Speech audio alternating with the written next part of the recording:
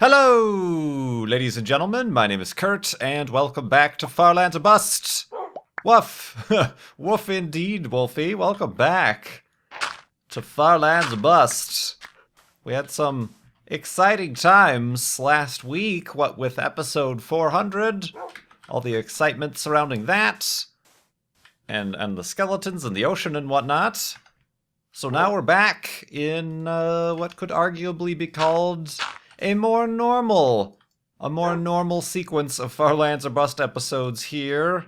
Let's clean out the inventory and stuff like that, getting ready for this episode, and why not? Let's use a boat. Let's use a boat to start off episode 402 of Farlands or Bust here on Monday, September 8th, 2014. 2014 indeed.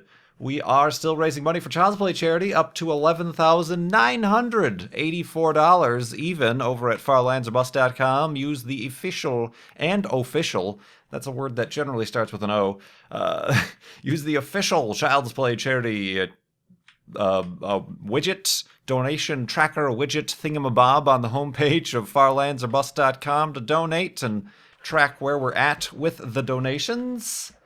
And we'll keep on raising money, helping get toys, books, and games to kids in hospitals around the world. Indeed, and another number I just noticed before I loaded the world, that is we're up to, just surpassed, by the end of the last episode, we passed up 14,000 megabytes. According to Minecraft, 2.34 megabytes for the Farlands or Bust world save here. Whew, pretty crazy stuff. Keeping you updated there. And what else? Oh yeah, we did last Saturday, and then yesterday I posted up on YouTube the 4-hour mini Mindcrack marathon that I held on Saturday. It turned out to be a pretty interesting thing indeed. Joining the Mindcrack server for the first time, it was, for a Saturday, it was surprisingly dead. When I first joined, Pyro and Baj were on, but they promptly left, and I was left to my own devices to kind of run around and become a little bit more self-sufficient. I was collecting resources, went caving, all that fun stuff, so you can check that out on the YouTube now that it's up there, the archive, all 4 hours of it. Posted that up yesterday. That's a good time indeed, and yeah, I do feel like, Mindcrack can be a good standby, a good game, a good thing to live stream for my weekly live stream, so perhaps I'll continue doing that in the future. Speaking of the future, I don't normally do this, but I'm going to plug tonight's episode of Speedrunners, because the most hilarious thing happens. One of the best moments of Speedrunners of any video in a while here for co-op. Just trust me. Speedrunners goes up at 9 p.m. Eastern U.S. time. Of course, I've been playing with the Orange Wool MC, I almost said Mick Gamer. So sorry. MC Gamer and Mill B, part of Orange Wool. We're playing Speedrunners. We have a fourth. We fill in that fourth spot tonight. But you'll want to stick around for the end of that episode, because it's hilarious. Hilarious. So, indeed, check that out. And yeah, we're continuing on here. I do have a little bit of space news. Talk about space. Oh, you know what I'm doing? Now that I have diamonds, I should swing wildly with my diamond sword of spawn pointiness. I've always said, instead of creating a shrine to it, or like I did with the diamond pickaxe I left back at the first F3 monument at 292202, this one, I feel it needs to be utilized. It is a tool, and I feel like it might be a little bit better to use it until it breaks. And then when it breaks, careful, Wolfie, how the heck did you take that damage? When it breaks, we will mark that occasion and perhaps it will last for another 100 episodes, like I said. We'll create its replacement on episode 500. There we go. Let's go for that.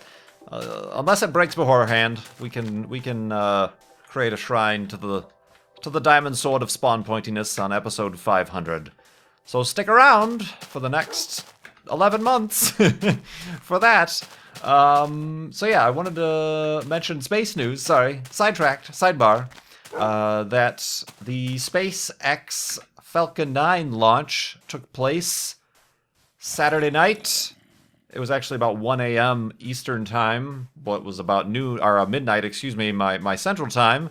That launch was the one that was delayed because they wanted to take time to make sure that the problem that caused the self-destruct of the Grasshopper test platform didn't also exist on their live Falcon 9 rocket to send this AsiaSat 6 into orbit. And sure enough, they spent a few weeks going through their list and checking it twice and whatnot. And it went off without a hitch. This was actually, even though it was like, it's the Sarlacc pit. Even though it was indeed delayed a few weeks, this was one of the few times I've seen a SpaceX launch that actually went straight through the first countdown and launched right on schedule. They delayed it like 10 minutes for weather to pass, and then it went up. So that was very cool to watch live. I watched live before heading off to bedtime that night, and I still, careful Wolfie, you are on a tear today, aren't you? Eat. Are you not interested? Oh well, I will force feed you. So yeah, it went off, and I'm still surprised every single time I retweet or say, "Oh, watch live." It's a live launch happening right now. After the fact, I get multiple replies via Twitter saying, "Oh, that was the first launch I've ever seen," and I'm like, "Really?" After all the time I've been talking about that, but, you know, it's fine. Perhaps either it doesn't line up with your time zone, or you're not around at a specific time. That was kind of a waste of time going through that mountain, but gosh, Wolfie. So yeah, I'm still quite always surprised by that, but yeah, keep an eye out for space launches. Follow those accounts on Twitter. Follow Spaceflight Now is a website that actually has pretty much coverage of every launch, manned or unmanned. Oh, this is an unmanned launch, obviously. This was a satellite launch for SpaceX. The actual Dragon capsule launch to the International Space Station takes place in October? Or was it September? No, it was this month. Yeah, because there was a NASA social. Did anybody sign up for the NASA social and get in for the SpaceX NASA social? That's something I mentioned in an episode of Far Lands or Bust. Yeah, I think that's September 18th, 19th, unless that also got delayed to roll back for the, I don't know why, I thought I was going to be able to jump up 2 blocks there, unless that also got rolled back. Not sure, I haven't been keeping up with that, but yeah, there's supposed to be a Falcon 9 Dragon capsule launch to the International Space Station. The original launch date is the 19th of this month. So cool stuff indeed, always to watch a launch. Cool stuff indeed. And yeah, that's that. A little bit of a technical note here. I rearranged the old Far Lands Bust headquarters here. The desk is in a new position. I had to reroute and disconnect all the cables and then reconnect, and I mentioned when I did that I started getting like a noise through my headphone. That was definitely coming through due to my microphone setup.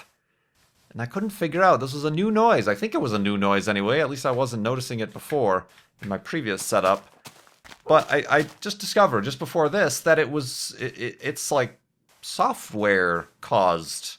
Because I have my headphones on, and I hadn't yet launched. I have this separate piece of software. It's just a little window. It's a peak level meter for my microphone, so I can watch live the little, you've seen, if you've ever seen a radio station, the little bouncing needle or the 2 green lines that go up and down to tell you when you accidentally go into the red and peak out your levels. I have one of those running. I didn't have that running. I'm like, oh, the noise is gone. The instant I started that up running, the noise came back. it's a very gentle hum, just a bzzz, you know, but very unnoticeable when I'm actually talking and playing the game, really. And I'm like, oh, is it this piece of software that's causing it? So I didn't run it, and sure enough, the noise was gone. But then the instant I started to record, the noise came back. So it's whenever my mic, I suppose, is live or being monitored or something. And I don't know, it might be because it's when it's being written to a hard drive. There's maybe some interference there from the computer case or something happening. It's not terrible, and it doesn't come through in the recordings at all. At all that I ever noticed. So and my microphone or my headphone amp has actually a kind of a noise canceller that really reduces it a bunch as well. But thought I'd mention that in case anybody... And now I'm going to get an onslaught of comments from people who have no idea what they're talking about with solutions that they have not tested, nor do they have any expertise giving. But anyway, we'll go to sleep and continue on with or without noises in my own headphones in the morning.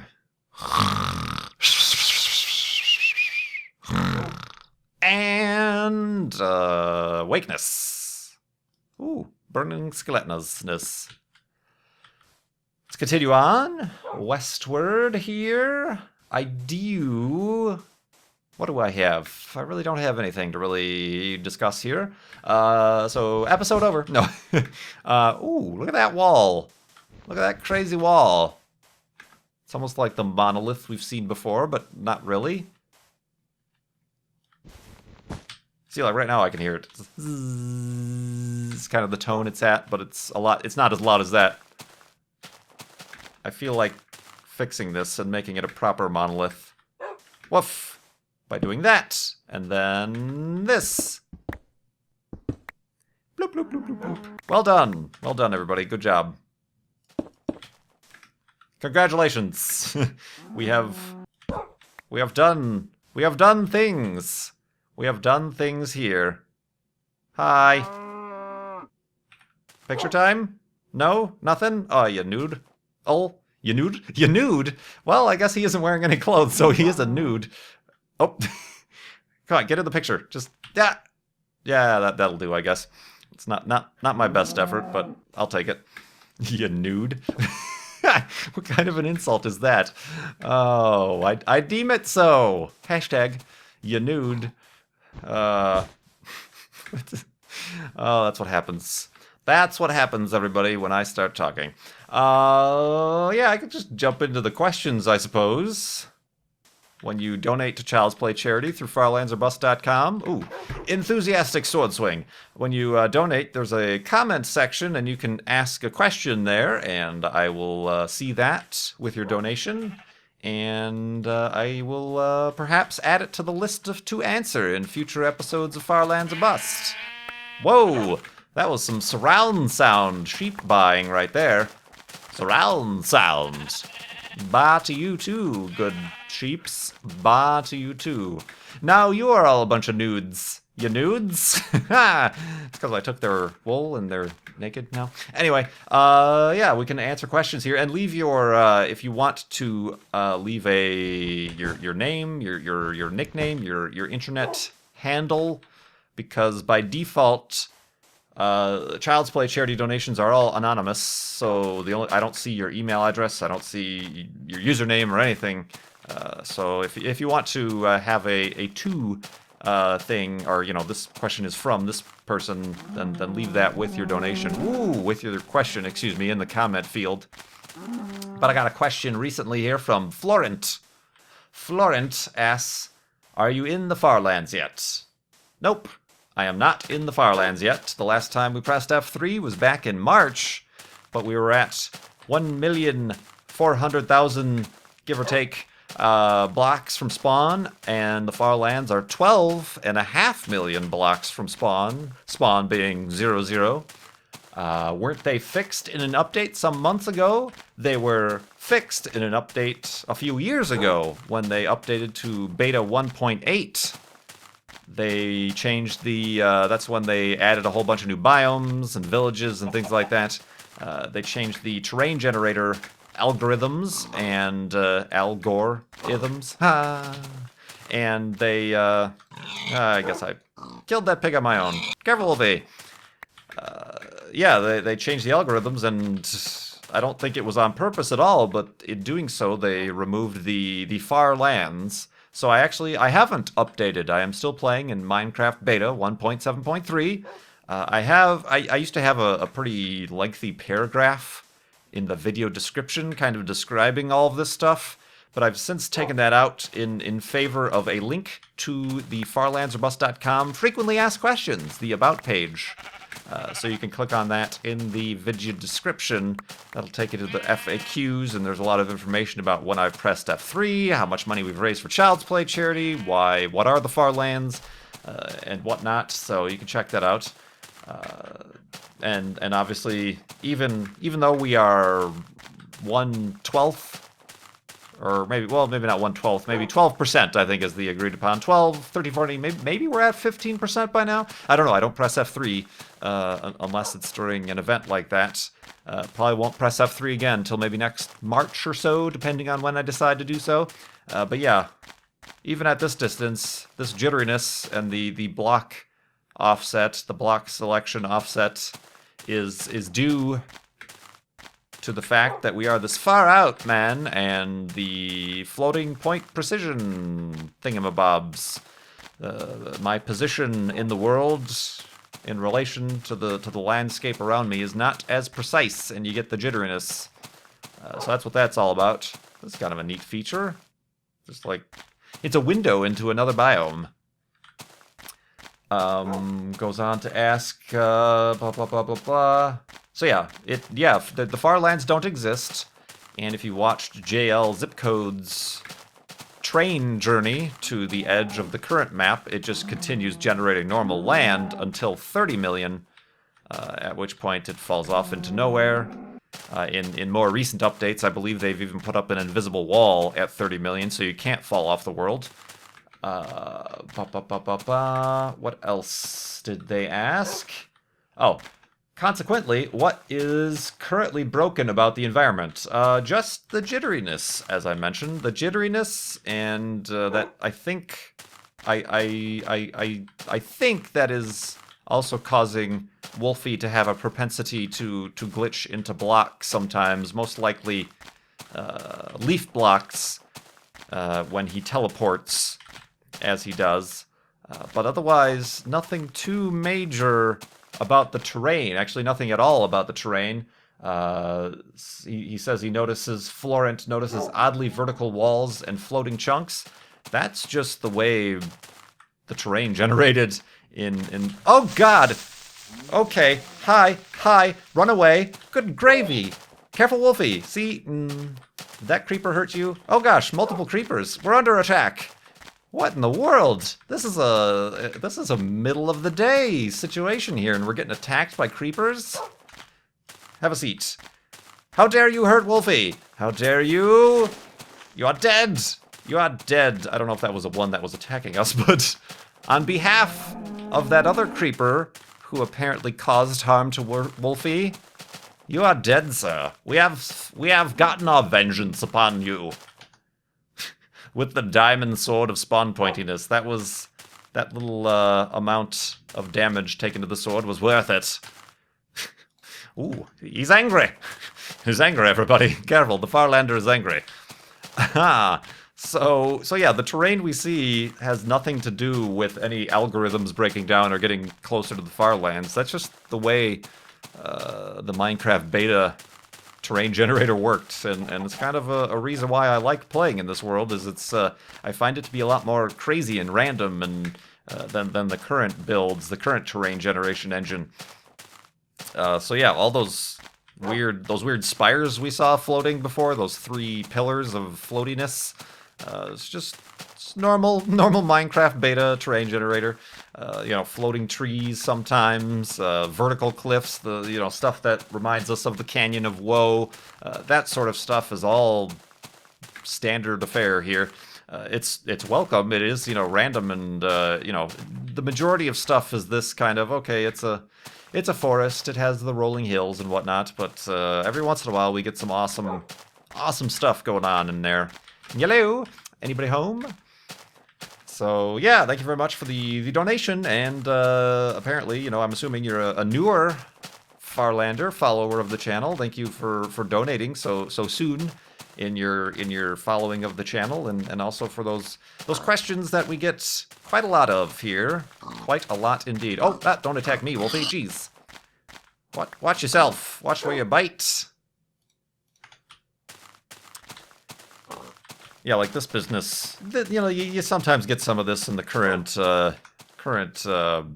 world generation as well, but I don't think as much. Oh my goodness! Just today is just not a good day. You got 4 left feet there, guy. Yeah, that's what I said. Having conversations with the dog, a digital dog at that. So yeah, thank you for those questions, and yeah, let's walk out the rest of the day here, and then we'll get to another question. Things to talk about. How am I doing on coal? A little bit, got like a half a stack of coal. Oh yeah, like this. Let's check this out while we're at it. Kind of these weird slabs, these shelves, if you will. And I will. And I have. And I do. Yeah, like, this is pretty cool. Shelves. It's like a... I don't know what that is, to be honest. I'm trying to make some sort of shape out of that, but I can't. I cannot! Alright, let's make the elevated hidey hole in this nice open clearing here. Oh. Come on. And... boop. Woof. And boop. Let's go to sleep and continue on in the morning.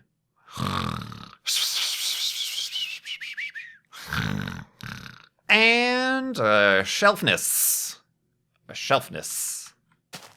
You look like you could still use... Yeah, now you're full up. Alright. Full on health. The both of us. Got a question from Youngblade. Do you have any thoughts about open source software? Have you ever considered doing Let's Plays of open source games so that you won't need to worry about copyright issues or so your viewers can freely get the games themselves? Well, I should have probably looked up my vocabulary here, but I think you're confusing open source for free. My understanding, open source is simply about the source code, simply about the availability of the source code, the open aspect of the source code. It has nothing to do with cost or even copyright. You can have open source software, but still own copyright over your original software. I'm not sure how many games are actually considered open source. I think Youngblade, you know, and maybe, again, this is another topic for all the know-it-alls to come to the rescue of open source terminology versus copyright versus free. So yeah, there's these terms, these 3 different concepts are exclusive to each other, and careful, Wolfie. And it's my fault for really going off these cliffs with reckless abandon.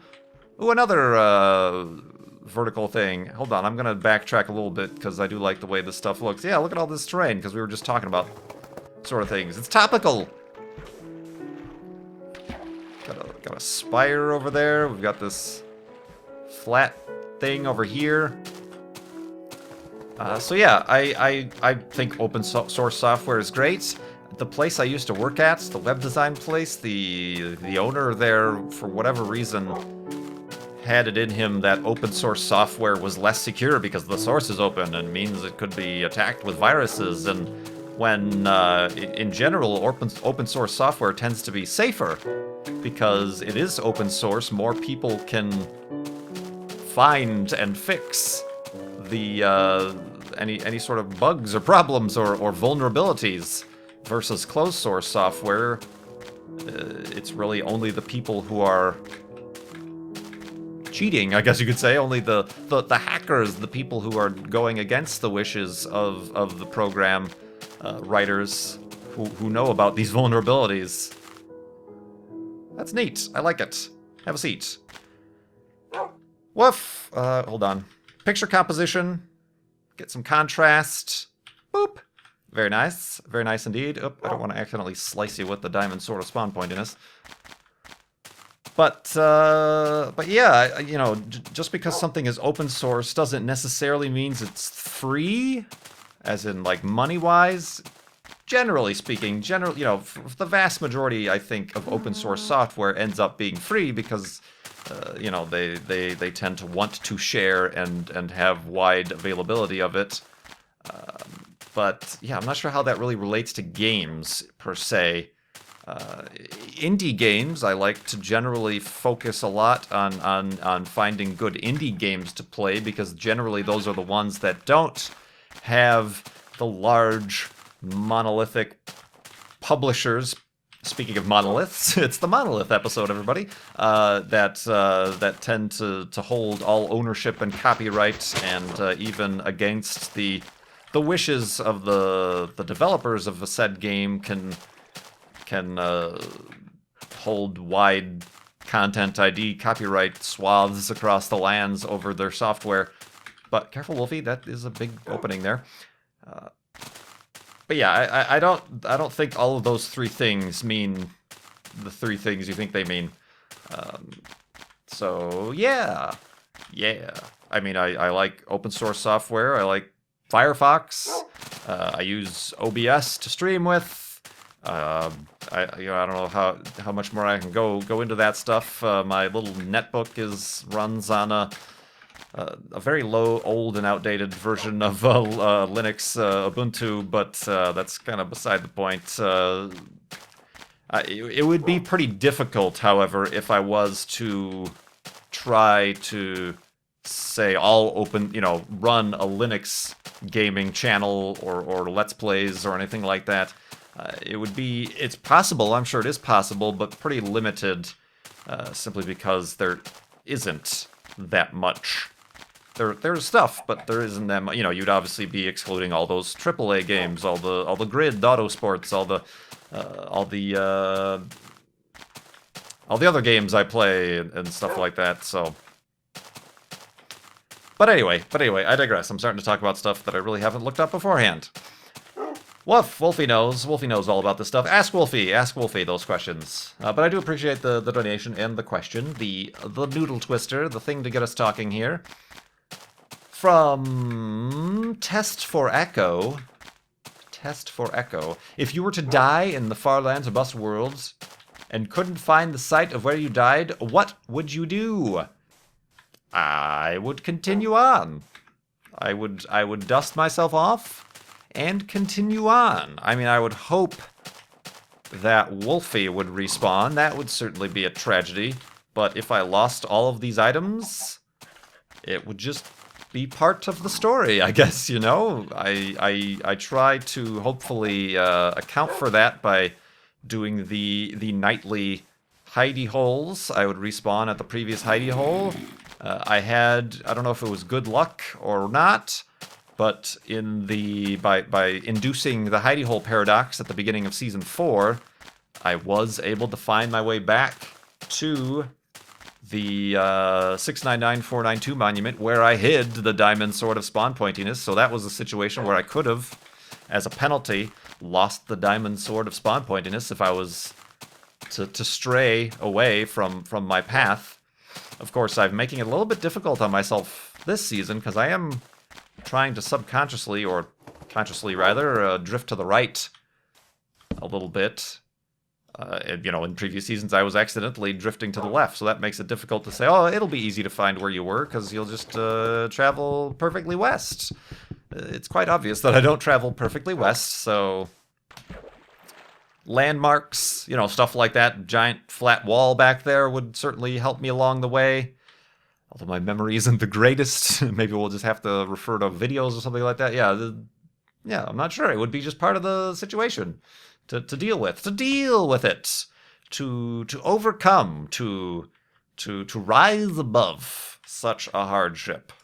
It would be part of the journey, because as we know, it's not about the destination or the things we bring along or the inventory we maintain. It is the journey, is what is it about. Why is this one tree got dandruff? It's a snow tree. It is. Ha! That's pretty neat. It's just snowing on these trees. It's pollen. It's springtime, everybody. I gotta get out the Claritin, because the pollen's in the air. Give me a runny nose. Test for Echo also asked, when you start console gaming and after you do PS2 games, lost the question. Would you consider getting a 7th gen console as well as an 8th? I don't know. I'm assuming 7th gen is the previous, like Xbox 360 and PS3? Because they're up to PS4 right now, right? That's the current one. I don't know. I don't really like the fact that the current generation consoles are not backwards compatible.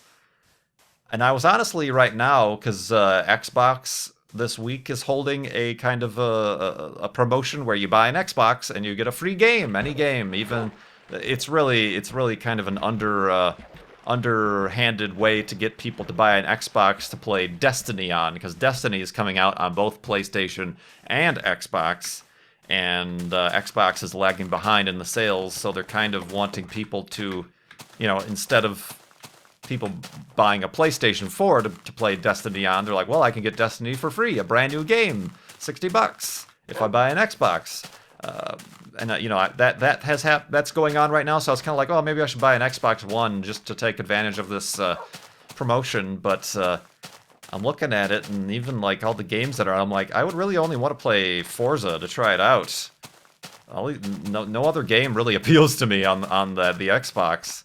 PlayStation, maybe a little bit more. There is some stuff. I know they are bringing games like Journey and stuff to the PlayStation Online store that you can buy, and that's something I've always wanted to play. So it would be the case where I wouldn't have to buy a PlayStation 3 to play that game because it's being made available. So that's kind of better, but, I have one of the PlayStation 2s that can play the previous, the PlayStation 1 games. Because in later generations of that console, I believe they removed that ability, did they not? Or was that PlayStation 3 that at one point could play PlayStation 2 games, but then they changed that later on? I can't remember. So yeah, that's one of the major reasons I've kind of not liked console gaming, the infrastructure of console gaming. Here, have a seat. No! Dang it. Wolfie, come on, I'm making a platform for you to sleep on. For you to poop on. Yep, oh, dang it. Gotta be quicker than that when getting Wolfie to sit. Come on. Yep, there we go. Well done. Alright.